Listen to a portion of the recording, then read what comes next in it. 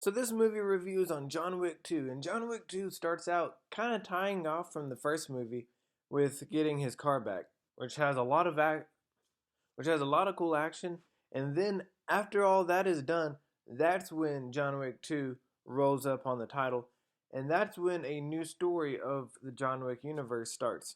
John Wick 2 might not have the emotional ties of the first one, but I do like it slightly more, and this is why. One thing from the first one that I was very interested in, but didn't really show much of, was the world of John Wick because I thought it was awesome. The gold coins, the hotel, the people. And that's what this movie does. This movie goes more into the world of John Wick, and I thought that was amazing. It shows like more about the coins, more about the hotel, more about the people, and stuff that you didn't see in the first one. And I thought that was amazing. I'm not gonna tell you much about it in the because in the trailer it doesn't really tell you much about the story, so I'm not going to tell you much. But here are the pros and cons. So the pros are one, like I said, it goes more into the world, and I thought that was awesome. Another pro is I really like the characters, not just John, but 99% of the characters I really liked. And the action was awesome. He always does headshots, and if he's not doing headshots, he's doing something else than a headshot, most likely. But I didn't care how unrealistic it was. They made it seem awesome. It was awesome. The action alone was great. But like I said, not just the action, but the storytelling. And like I said, it might not have the emotional ties, but I kind of like that at the same time.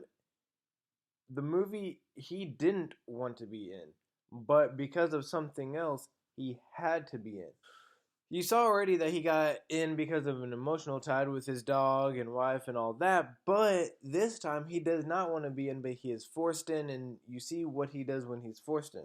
One big flaw I can say about this movie, actually, before I say the big flaw, I'll tell you a small flaw that I really didn't like about the movie, and it was just this one scene that I was like, no, call the BS flag on that. I don't buy it. And that's at the near the very end. There's this scene that happens, and if you've seen it, you know what scene I'm talking about. And I'm like, you killed it. You killed the mood. But then afterwards, it turns out being semi alright, fixing it. But one big thing about this movie is it kind of felt like a long movie. And, a lot of people are like, well, that doesn't, it's not always a bad thing. I kind of think it is. Even long movies shouldn't feel long. Interstellar. I loved Interstellar. I still really like John Wick too, but Interstellar did not feel long. This movie definitely should not feel long, but it really did. I feel like it needed to be long, but I wish it didn't feel long. I wish it changed somehow to where it didn't feel that way. But all that being said, I would probably give this movie a B plus. And what did you think about it? Did you like it? Did you not like it? Have you seen the movie? Comment below if you have. And what is your favorite between the two, John Wick or John Wick 2? Like I said, mine is slightly John Wick 2. And like always, I'll see you next time.